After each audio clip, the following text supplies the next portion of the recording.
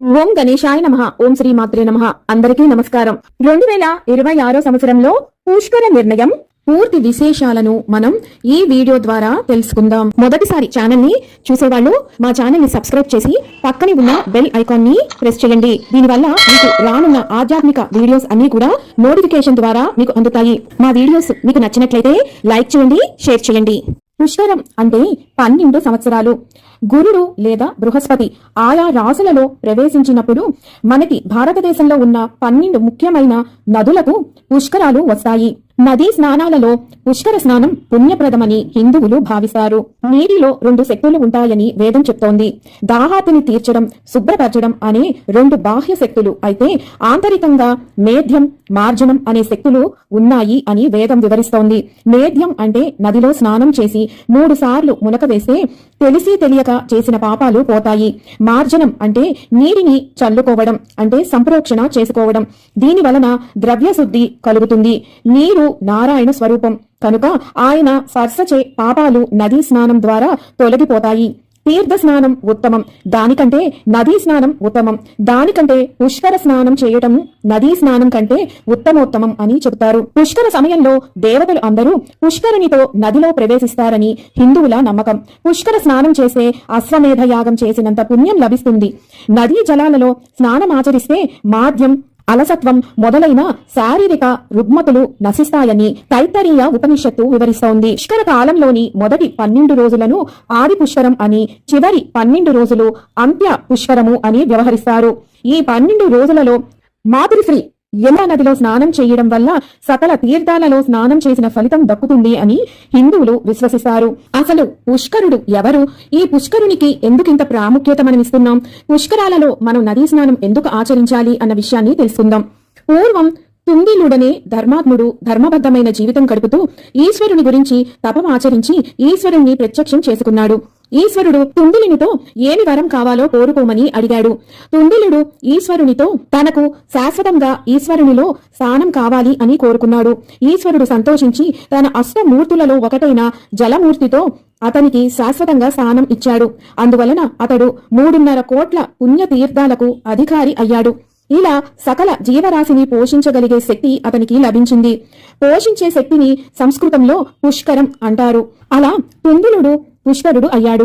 బ్రహ్మదేవునికి సృష్టి చేయవలసిన అవసరం ఏర్పడినప్పుడు జలంతో అవసరం ఏర్పడి జలం కోసం ఈశ్వరుణ్ణి గురించి తపమాచరించి ఈశ్వరుణ్ణి ప్రత్యక్షం చేసుకుని జల సామర్థ్యానికి చక్రవర్తి అయిన పుష్కరుణ్ణి తనకు ఇవ్వవలసిందిగా కోరుకున్నాడు. ఈశ్వరుడు అందుకు అంగీకారం తెలుపగా పుష్కరుడు బ్రహ్మదేవుని కమండలంలోకి ప్రవేశించాడు.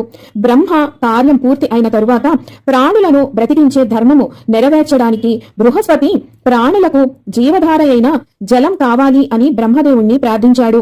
ఆ కోరికకు బ్రహ్మదేవుడు మన్నించగా పుష్కరుడు మాత్రం తాను బ్రహ్మదేవుణ్ణి వదిలి వెళ్లనని చెప్పాడు. అప్పుడు బృహస్పతి, బ్రహ్మ, పుష్కరులు కలిసి ఒక ఒప్పందం కుదుర్చుకున్నారు.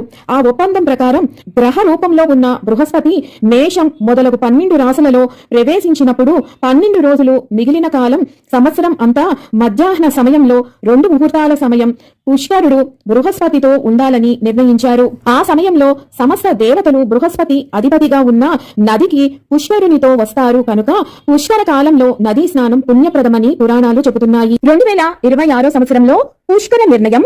స్వస్తి శ్రీ చాంద్రమాన శ్రీ పరాభవ నామ సంవత్సరం ఉత్తరాయణం గ్రీష్మ ఋతువు అధిక జ్యేష్ఠ బహుళ పాడ్యమి 1 జూన్ 2026 సోమవారం రాత్రి 1:50 దేవగురువు అయినటువంటి బృహస్పతి కర్కాటక రాశియందు ప్రవేశించడంతో మాతృశ్రీ యమునా నది పుష్కరాలు ప్రారంభమవుతాయి.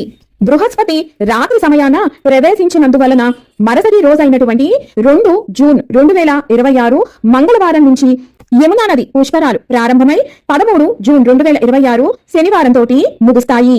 12 రోజుల పాటు జరిగే ఈ యమునా నది పుష్కర సమయంలో సంకల్పపూర్వక స్నానాన్ని, జప దానాలను, పితృతర్పణాలను, పిండ ప్రదానం అన్ని కూడా ఈ 12 రోజుల పాటు చేయడం వల్ల ఉత్తమ ఫలితం వస్తుంది.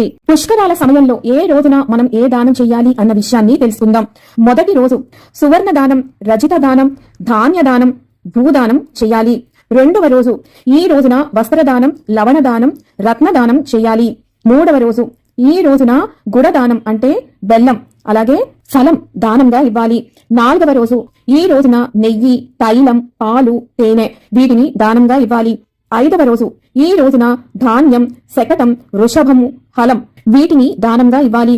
ఇక 6వ రోజు ఈ రోజున ఔషధము, కర్పూరము, చందనము, కస్తూరి వీటిని దానంగా ఇవ్వాలి.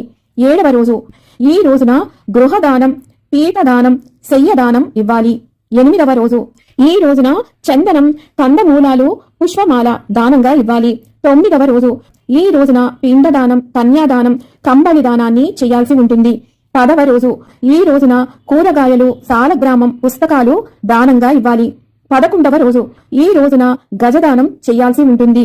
ఇక ఆఖరి రోజు 12వ రోజు ఈ రోజున తిల అంటే నువ్వులు దానం చెయ్యాలి. పుష్కర సమయంలో తప్పనిసరిగా ఆచరించవలసినవి: మొదటిది పుష్కర స్నానం. సంకల్పపూరితమైన పుష్కర స్నానాన్ని ఆచరించాలి. నది దగ్గర పార్థివ శివలింగాన్ని చేసి పూజించాలి. ఇక రెండవది నదీ స్నానాలతో తర్పణం, పిండ ప్రదానం, శార్ధకర్మలు చేసి పితరులను తృప్తిపరిచి వారి దీవెనలు అందుకోవడం శుభప్రదమని విశ్వసిస్తారు. మొదటి రోజున హిరణ్య శ్రాద్ధం, 9వ రోజున అన్న శ్రాద్ధం, 12వ రోజున ఆమ శ్రాద్ధం చేయడం మంచిదని ఋషులు చెప్పారని పురాణాలు చెబుతున్నాయి. శ్రాద్ధకర్మలు ఉపనయనం, వివాహం అయిన పురుషుడు తండ్రి మరణానంతరం మాత్రమే చేయాల్సి ఉంటుంది. ఇక మూడవది సుమంగళిగా జీవితాంతం ఉండాలి అని కోరుకుంటూ ఆడపడుచులు పుష్కరాల సందర్భంగా నదీమ్మ తల్లికి వాయినాలు సమర్పిస్తారు. ఇలా చేస్తే విఘ్నాలు దూరమై అన్ని శుభాలే కలుగుతాయని విశ్వసిస్తారు. చీర, రవిక, గాజులు, పసుపు, కుంకుమ, మెట్టలను పూజించి నదిలోకి జార విడుస్తారు. బ్రాహ్మణ జంటలకు, ముత్తైదువులకు వాయినాలను అందజేసి వారి ఆశీస్సులను స్వీకరిస్తారు. ఇక పుష్కర సమయంలో చేయకూడని పనులు: పుష్కరాలు జరిగే సంవత్సర కాలంలో నదికి సమీప ప్రాంతంలోని వారు వివాహాది శుభకార్యాలను చేయరు. తప్పనిసరిగా చేయవలసి వస్తే వేరే ప్రాంతాలకు వెళ్లి చేస్తారు. అలాగే పుష్కర స్నానాలు చేసే సమయంలో సబ్బులు గాని, షాంపూలు గాని, ప్లాస్టిక్ వస్తువులను గాను ఎట్టి పరిస్థితుల్లో వాడకూడదు. యమునా నది ప్రధాన పుష్కర ఘాట్ వివరాలు: ఉత్తరప్రదేశ్, హర్యానా, ఉత్తరాఖండ్ లో పుష్కరాలు జరుగుతాయి. మధుర పుష్కర ఘాట్ వివరాలు: బృందావనం యమునా పుష్కర ఘాట్ వివరాలు, ప్రయాగరాజ్ యమునా పుష్కర ఘాట్ వివరాలు, ఢిల్లీలో యమునా పుష్కర ఘాట్ వివరాలు, ఇతర ప్రముఖ యమునా పుష్కర ప్రాంతాల ఘాట్ల వివరాలు. విన్నారు కదా 2026 సంవత్సరంలో యమునా నది పుష్కరాల యొక్క పూర్తి వివరాలను. మరొక వీడియోతో మళ్ళీ మిమ్మల్ని అందరినీ కలుసుకుంటాను. సెలవు మరి. సర్వం ఈశ్వరార్పణమస్తు. స్వస్తి.